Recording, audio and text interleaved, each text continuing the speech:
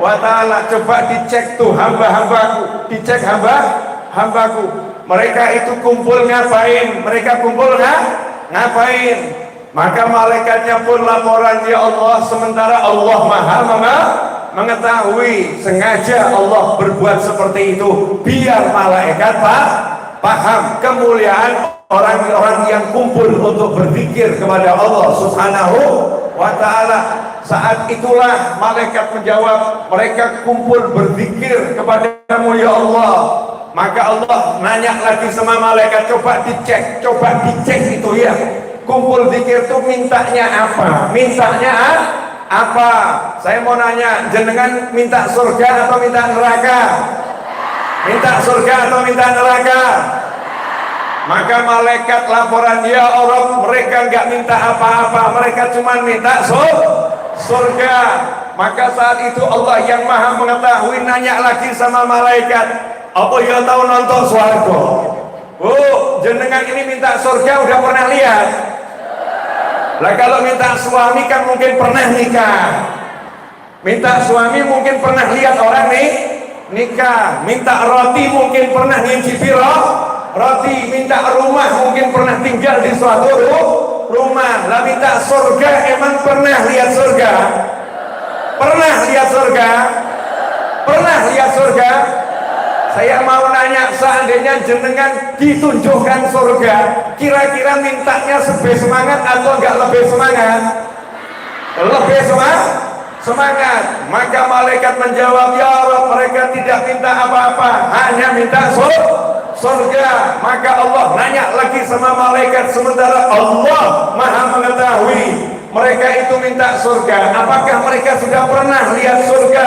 Dijawab oleh malaikat, belum. Mereka belum pernah melihat surga. Seandainya mereka melihat surga, tentu mereka akan lebih giat berzikir, lebih giat beribadah kepadamu ya Allah. Maka saat itulah Allah nanya lagi, mereka itu minta diselamatkan dari apa? Yang paling kita inginkan selamat dari apa? Selamat dari siksa neraka. Pengen selamat dari siksa neraka, nggak pengen masuk neraka. Jadi kita sholat, kita zikir, kita ibadah, kita sedekah, kita birrul walidain, kita silaturahim, kita kumpul semacam ini, pengen selamat, gak sentuh api neraka, gak disentuh siksa kubur, pengen selamat, intinya itu. Maka malaikat ditanya sama Allah Ta'ala, selain minta surga, mereka pengen dilindungi dari apa? Saat itulah malaikat menjawab, mereka minta dilindungi dari siksa neraka. Allah pun nanya, lah apa mereka pernah lihat siksa neraka? Maka dijawab, enggak pernah ya Allah. Bagaimana kalau mereka lihat neraka? Maka malaikat menjawab, mereka tentu akan lebih giat minta diselamatkan dari siksa api neraka. Mereka berzikir hanya minta Engkau ya Allah, mengharapkan Engkau ya Allah. Maka saat itulah Allah Subhanahu wa ta'ala manggil malaikat-malaikat. Kalau posisinya sekarang Sragen, malaikat Sragen dan sekitarnya dipanggil sama Allah Ta'ala, dijadikan saksi.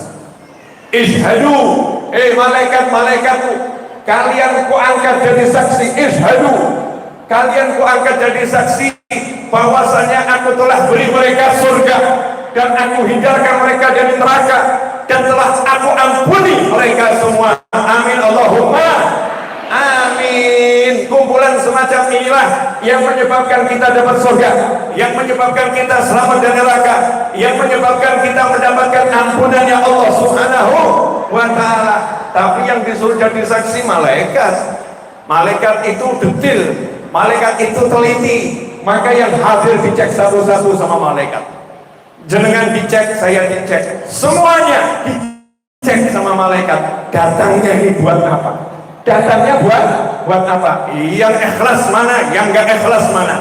Yang datangnya karena kepeksa mana? Yang datangnya by accident mana?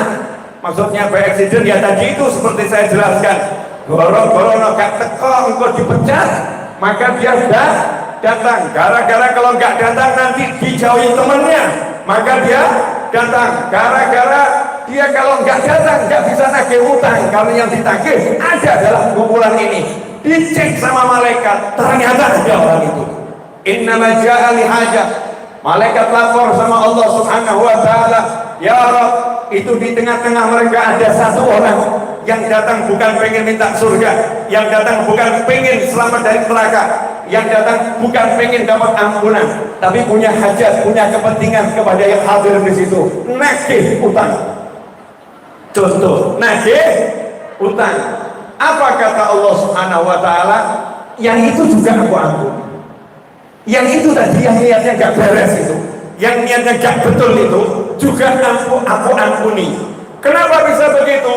Karena humul qawmu la yashqa bihim jalisuhum. Orang-orang yang seperti kita ini, yang semacam kita ini, yang dicari cuma surga, yang ditakuti siksa neraka, yang diharapkan ampunan Allah Ta'ala, humul qawm, kata Allah Ta'ala, humul qawmu la yashqa bihim jalisuhum. Mereka adalah satu kaum, siapa yang duduk bersama mereka gak mungkin celaka, gak mungkin sengsara. Kalau bahasa Jawanya, yang datang kumpul semacam ini ketularan barokahnya, berkah kumpul dosanya diampuni, berkah kumpul dapat surga, berkah kumpul selamat dari siksa api neraka. Kumpul siapa? Orang yang hidupnya cuma minta surga, berlindung dari siksa api neraka. Sekian mukadimah ceramah, belum dimulai.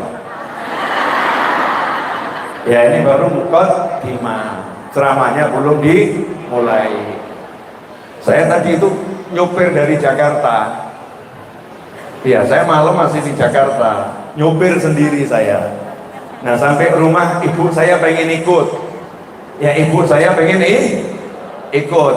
Ya, siap, barokah. Nah, ibu saya ikut kan berkah buat saya. Prestasi terbesar seorang anak itu ceramah didengarkan ibunya, bukan dengan yang lain. Jenengan pulang semua nggak jadi masalah, yang penting ibuku nggak pulang. Kan begitu. Itu prestasi yang terbesar. Apalagi jenengan ada, ibu saya juga ada, ditemani. Mudah-mudahan barokah, mudah-mudahan manfaat. Nah, tema pengajian pada waktu duha menjelang zuhur ini, mungkin sebentar lagi masuk waktu zuhur. Judulnya adalah menjadi manusia terbaik. Manusia yang terbaik. Siapakah manusia yang terbaik? Apakah dia yang paling ganteng? Masya Allah, kalau manusia terbaik itu orang yang ganteng, saya masuk nominasi. Insya Allah saya masuk nominasi. Karena ya alhamdulillah elek-elek ini, ibu saya bilang anakku ganteng dewe, putraku yang paling ganteng. Kalau nggak percaya nanya sama ibu saya. Kalau ditanya yang paling ganteng siapa? Ya anakku. Nggak ngomong anak orang lain. Nah ini ternyata orang yang terbaik bukan orang yang ganteng, orang yang terbaik bukan orang yang cantik, orang yang terbaik bukan orang yang pangkatnya tinggi, orang yang terbaik bukan orang yang hartanya banyak, orang yang terbaik bukan yang punya pengikut banyak.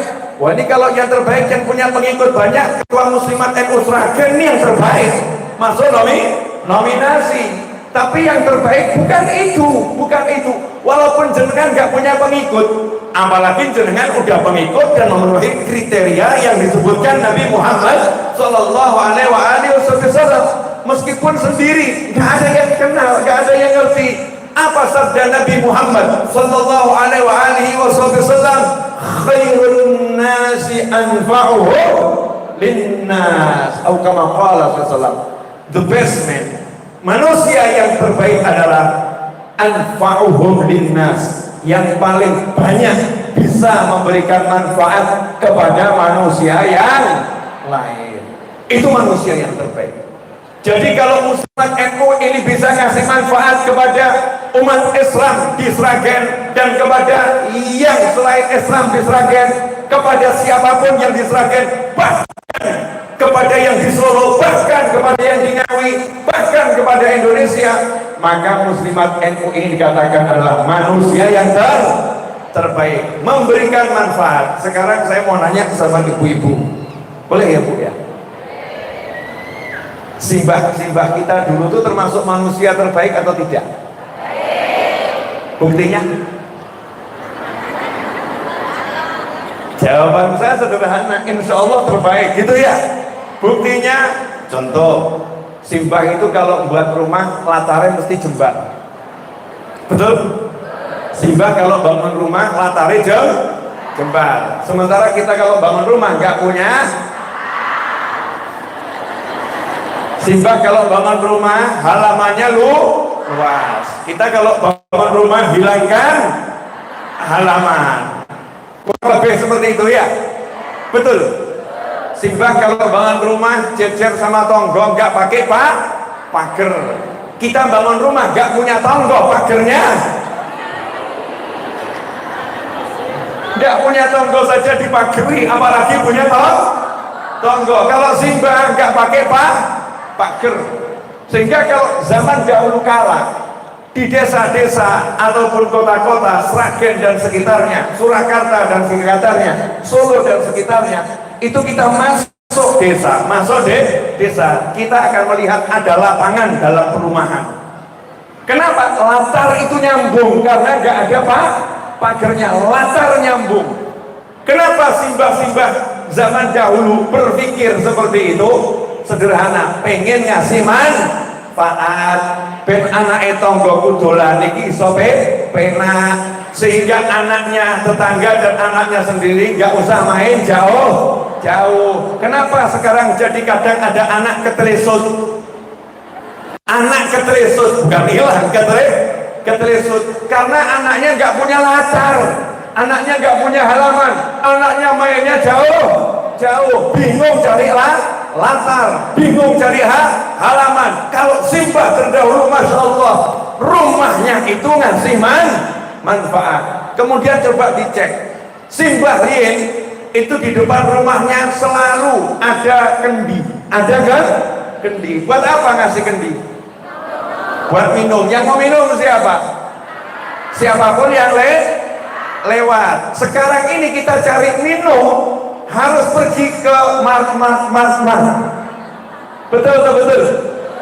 Cari minum itu tidak semudah dulu. Kenapa seperti itu?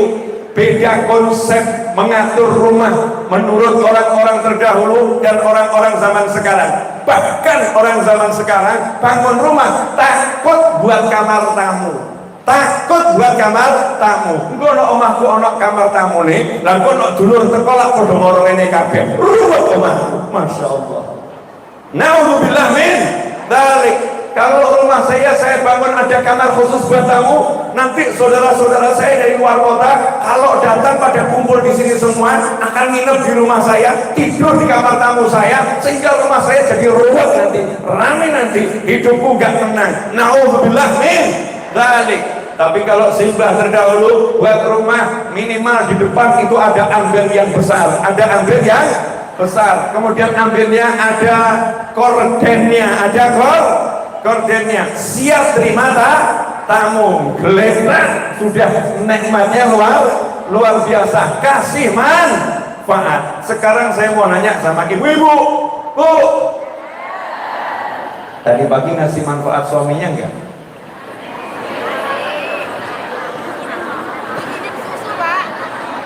Ada yang ngomong buatkan susu, bagus. Ada yang bilang buatkan teh, bagus. Ada yang bilang buatkan kopi, bagus. Manfaat atau enggak manfaat? Manfaat. Ada yang menyiapkan sarapan, manfaat atau enggak manfaat? Manfaat. Ada yang ngurusi anaknya suami. Kalau anak kan tetap nasabnya ke bapak, betul ya? Oh, yang hamil perempuan tapi yang tanggung jawab nasab harus laki-laki. Yang mandikan anaknya siapa? Yang kasih makan anaknya siapa? Bagian ngoprak-ngoprak anak siapa? Masya Allah. Jadi manfaatnya ibu buat suami besar atau enggak besar?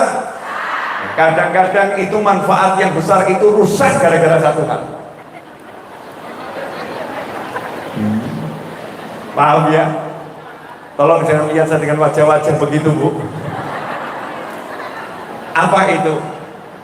Nyerahkan kopi, nyerahkan teh, nyerahkan susu, nyerahkan sarapan, mengurus anak, tapi perengah-perengut. Sosok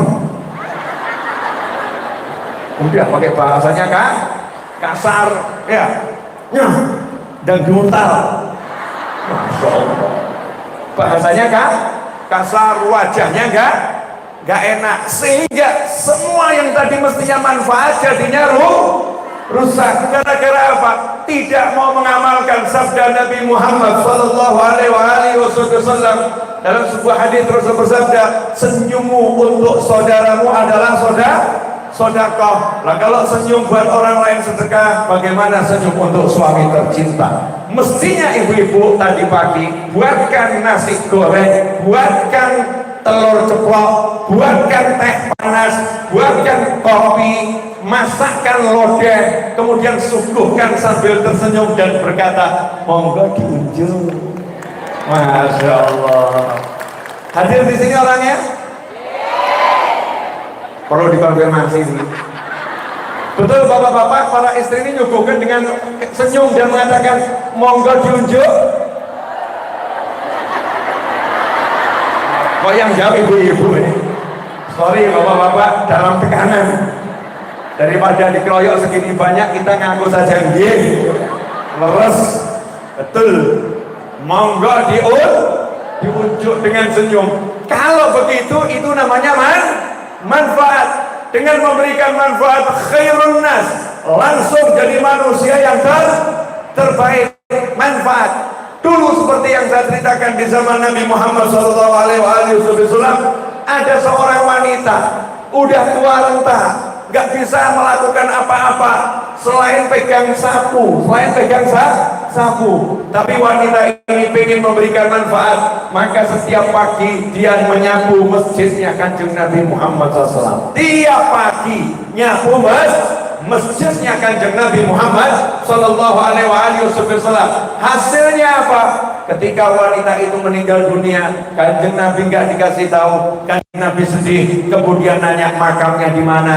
Didatangi oleh Nabi Muhammad SAW, dikunjungi oleh Nabi Muhammad SAW, disolatkan langsung meskipun sudah dimakamkan. Artinya apa?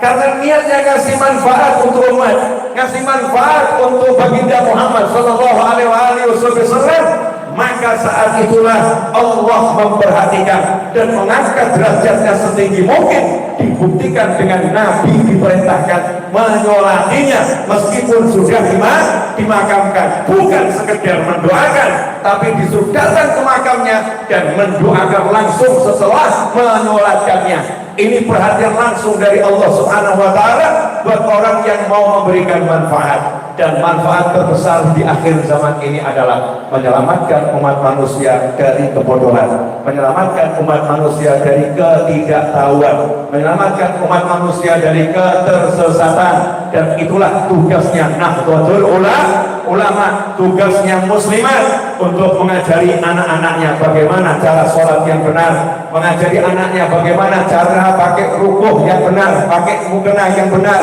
Itulah tugasnya muslimat NU, ngajari keluarganya bagaimana cara wudhu yang benar. Itu yang mau ngasih manfaat dengan ilmu, maka dialah manusia yang paling baik menurut versi Kanjeng Nabi Muhammad sallallahu alaihi wasallam, versi yang paling benar. Karena versinya Nabi bukan versinya pakar, versinya Rasul bukan versinya orang pintar, versinya utusan dan kekasih Allah bukan versinya orang-orang yang punya gelar. Inilah yang harus kita anut kalau kita mau jadi manusia yang terbaik. Yuk kita berikan manfaat. Bu, mohon maaf, nanti dicek anaknya di rumah itu, kalau sholat pakai rukunnya udah bener atau belum, pakai mukenanya udah bener atau belum, meskipun sudah berkeluarga. Banyak yang pakai mukena sholat rambutnya keluar titik, rambutnya keluar dikit. Berapa banyak yang pakai mukena itu lehernya sini kelihatan.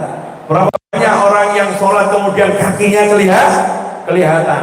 Berapa banyak orang yang sholat pakai rukuh yang tidak terusan tapi potongan. Sementara dia tidak pakai baju di dalamnya lagi karena tergesa-gesa dari kamar mandi. Pelakunya hadir di tengah-tengah kita, saudara-saudara. Mestikan pelakunya ibu-ibu, masa bapak.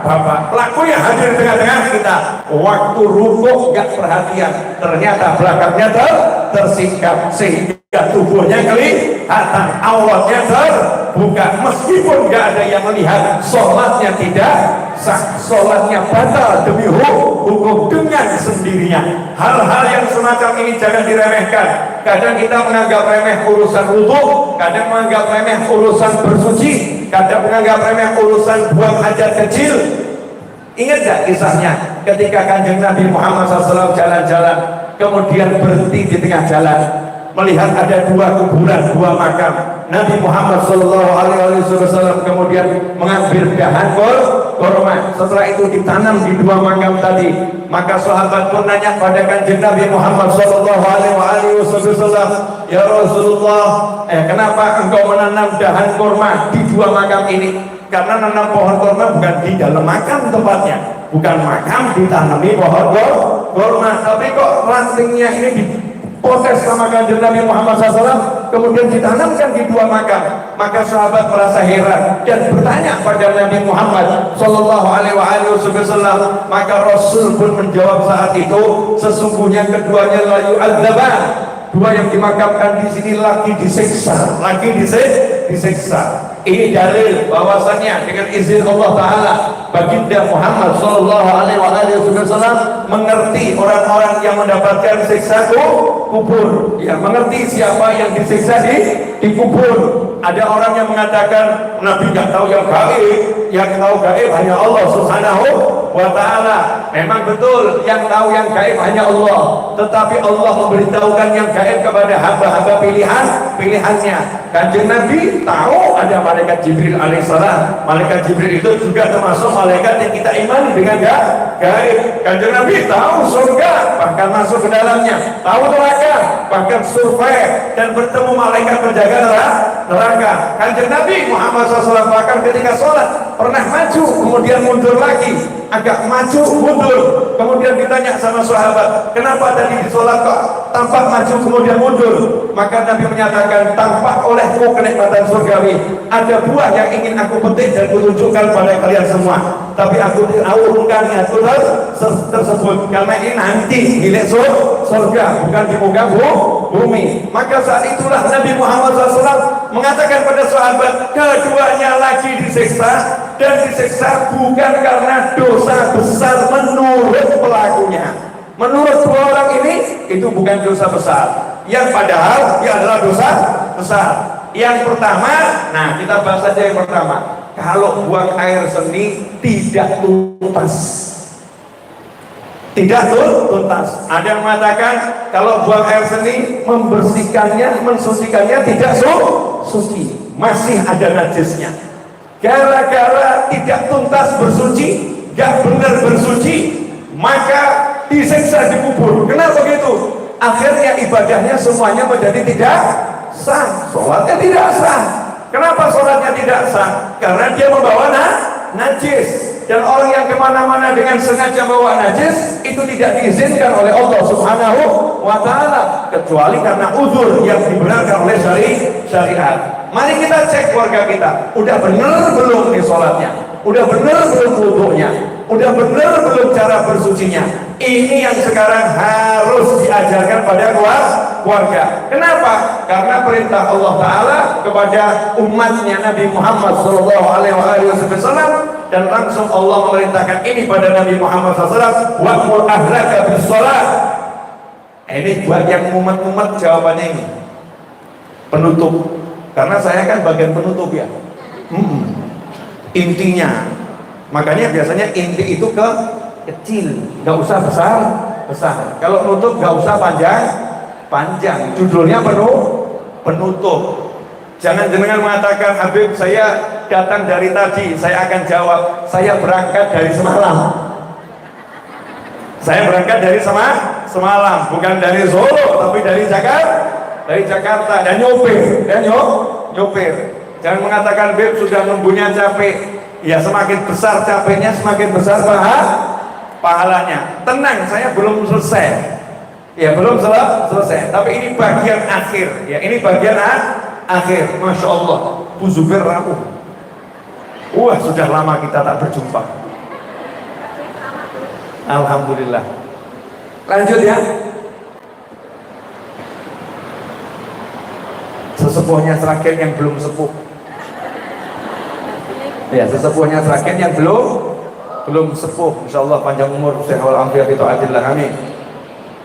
Nah, ini bagian akhir ini penting karena ini terkait dengan buku terbaru saya judulnya Solusi. Saya buat buku judulnya Solusi. Ini banyak orang yang nanya, solusinya apa, Bib? Solusinya apa, Bib? Masalah saya ini solusinya apa? Masalah saya ini solusinya apa? Daripada saya capek menjawab, akhirnya saya buatkan buku. Nanti yang berminat bisa cari di depan. Saya mau ambil satu bagian saja contohnya ini. Solusi banyak masalah itu sebetulnya mudah. Sebetulnya mudah. Apa itu? Sholat. Solusi banyak masalah sebetulnya mudah. Apa solusinya? Sholat. Solusinya sholat. Yang cari uang susah, solusinya sholat. Yang ngadepin suami ruwet, solusinya sholat. Ngadepin istri mumet, solusinya sholat. Ngadepin kehidupan serba banyak hal tak terduga yang membuat pusing, solusinya sholat. Tapi jangan sholat sendiri. Nah, ini seringkali mengatakan, saya udah sholat, Beb, tapi kok masih mumet. Saya udah sholat, Beb, tapi kok masih sholat. Saya udah sholat, tapi kok suami saya gak berubah. Saya udah sholat, tapi istri saya kok masih begitu saja. Jawabannya adalah, jangan sholat sendiri. Sholat itu akan menjadi solusi kalau kita lakukan seperti yang diperintahkan oleh Allah dan diajarkan oleh Nabi Muhammad Sallallahu Alaihi Wasallam. Kanjeng Nabi Muhammad Sallallahu Alaihi Wasallam diperintahkan oleh Allah Taala nggak sholat sendiri. Wa'mur ahlaka bis shalah, perintahkan keluargamu untuk mendirikan sholat. Sekarang coba Bu dicek. Biasanya ibu-ibu kalau pagi ngeributi sekolahnya anak atau sholatnya anak? Jujur, sholatnya anak atau sekolahnya anak? Ini bodoh-bodoh es, nggak jelas jawabannya.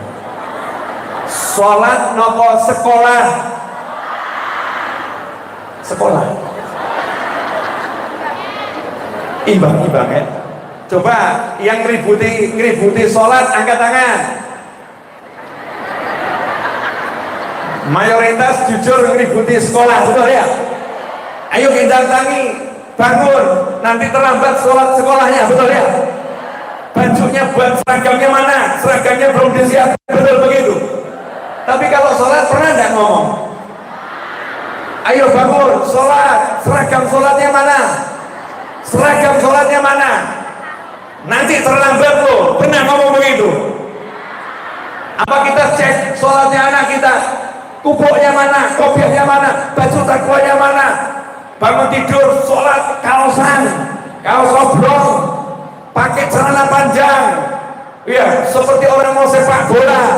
Anaknya begitu dibiarkan saja. Apakah itu melaksanakan perintah Allah? Apakah itu melaksanakan perintah Nabi Muhammad SAW? Wa'mur ahlaka bis shalah, perintahkan keluargamu sholat. Di Surabaya sana dulu ada satu Habib, namanya Habib Muhammad bin Alwi Asegaf. Masya Allah, anaknya cerita, ayah saya itu kalau merintahkan saya sholat nggak di rumah, saya disuruh berangkat ke masjid, ikut sholat jamaah di masjid, ikut sholat jamaah di masjid. Jadi anaknya itu dioper-oper untuk sholat jamaah di masjid, dan selalu dikontrol. Cara kontrolnya bagaimana? Biar tahu anaknya ikut sholat. Kadang-kadang kan dia berangkat sholat, tapi ternyata nggak ikut sholat. Bapaknya lebih pinter. Kalau pulang ditanya, karena bapaknya juga ke masjid, bapaknya juga ikut sholat di masjid. Maka bapaknya nanya, tadi sholat maghrib imamnya rokaat pertama yang dibaca suratnya apa? Rokaat kedua yang dibaca suratnya apa? Tadi habis salam doanya imamnya apa? Sehingga anaknya nggak bisa sholat, mau melarikan diri tetap konangan. Betul-betul dijaga sholatnya anak, bukan sekolah, tapi sholat. Nah zaman ini ibu-ibu ribut sekolahnya anak, nggak pernah ribut sholatnya anak. Suami-suami ribut yang namanya Masya Allah sikapnya istri, istriku kok begitu ya, istriku kok begitu. Gak pernah suami ribut sholatnya istri. Suami gak pernah ngajak istrinya sholat berjamaah. Suami gak pernah ngajak istrinya zikir berjamaah. Suami gak pernah ngajak istrinya tadarus Al-Quran. Suami gak pernah ngajak istrinya zikir subuh bareng-bareng. Yang diributi, kamu jangan begitu, kamu jangan begitu, kamu jangan begitu, kamu jangan. Tapi nggak pernah mengatakan, ayo sholat berjamaah, sholat wajib sholat, rukuknya yang betul. Tidak diajarkan oleh suaminya. Istri juga begitu, nggak ngurus sholatnya suami, nggak ngajak-ngajak suaminya sholat berjamaah. Yang dipikir adalah amplopnya mana, duitnya mana, gajimu berapa, ini belum dibayar, itu belum dibayar. Laporan urusan duit, gak pernah laporan. Aku sudah ngaji 1 juz, kamu berapa juz wahai suamiku? Gak pernah urusan akhirat, karena yang diurus dunia terus. Maka Allah jadikan momen urusan dunia. Jelas itu ibu? Apa? Wa qur ahlaka bis shalah wastabir, dan sabarlah. Saya udah suruh, saya udah ajak, tapi nggak mau. Loh, judulnya itu suruh bareng sabar. Orang mau ngongkon sholat, nggak bangun tuh bin.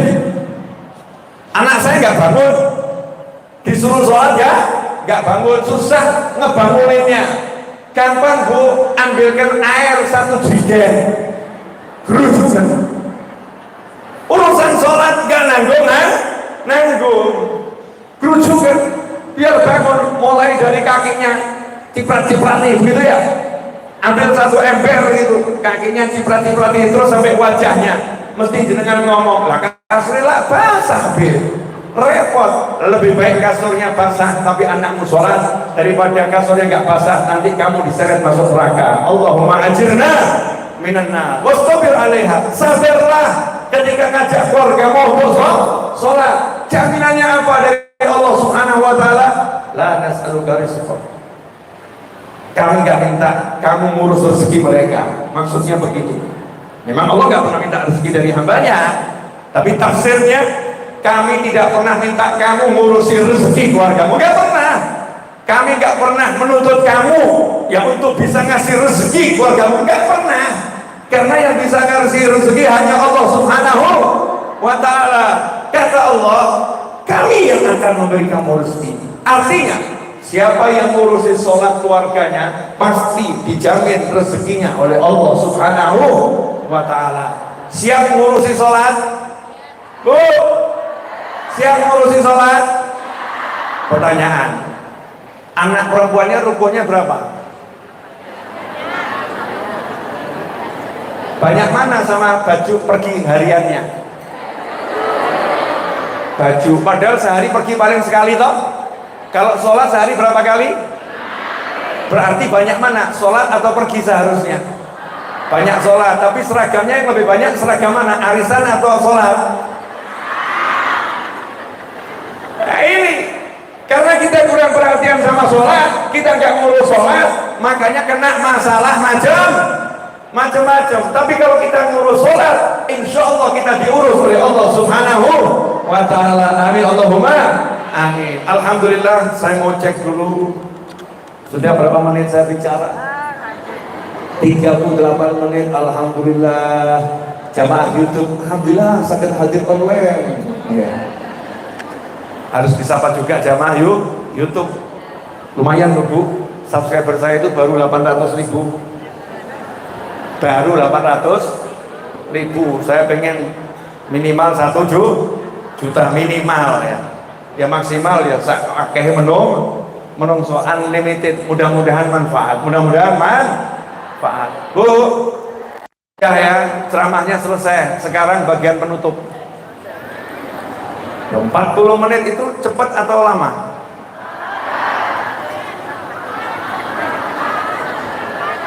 Empat 40 menit itu jenengan nggak kerasa? Masya Allah, ini manusia semua. Nggak kerasa 40 menit? Ya udah, ditambah dikit boleh ya? Dikit, nggak usah banyak. Saya mau ngajak jenengan nanti terakhir dikir yang tadi itu ya Allah terakhir ya mau. Nah sekarang saya mau terangkan manfaatnya. Allah itu Ismullahil A'zam, nama yang kalau disebut minta apapun dikasih. Sebagian ulama mengatakan Ismullahil A'zam yaitu lafzul jalalah Allah. Makanya dalam thariqah apapun zikir Allah ini menjadi zikir utama yang nggak boleh lepas dari hati. Hati ini harus selalu ingat sama Allah, harus ingat sama Allah. Kanjeng Nabi Muhammad Sallallahu Alaihi Wasallam ketika diancam oleh Da'thur bawa pedangnya Nabi yang dicentelkan diambil sama Da'thur, sementara Kanjeng Nabi SAW lagi tidur di tengah padang Sahara, maka Da'thur pun menghuluskan pedang Nabi ke leher Nabi Muhammad SAW sambil mengatakan, siapa sekarang yang bisa melindungimu dari aku, kata Da'thur. Maka saat itu nyantai Kanjeng Nabi Muhammad SAW, nggak meratap. Coba kalau jenengan bangun tidur mulai pedang di leher, gerak gempur dia, bingung, khawatir, selamatkan saya, tolong saya, jangan bunuh saya. Kanjeng Nabi Muhammad SAW nyantai mengucapkan satu kata, lafzul jalalah, siapa yang bisa melindungi kamu dari aku? Maka Rasul cuma ngomong Allah, Allah, satu kata dan sekali diucapkan. Hasilnya apa? Da'thur gemeter, pedangnya pun ditaruhkan, jatuh ya. Setelah ditarik jatuh pedangnya, diambil ganti oleh Nabi Muhammad SAW. Dihuluskan pedang itu ke leher Da'thur dan Rasul balik nanya, dan sekarang siapa yang bisa menyelamatkan kamu dari aku? Maka Da'thur menjawab, saya tahu kok kamu orangnya baik, nggak membalas keburukan dengan keburukan, nggak balas kejahatan dengan kejahatan. Saya yakin kok kamu memaafkan saya. Ya sama Nabi dibebaskan dan sana pergi, dan sana pergi. Kama qala sallallahu alaihi wasallam. Ikhwani rahimakumullah.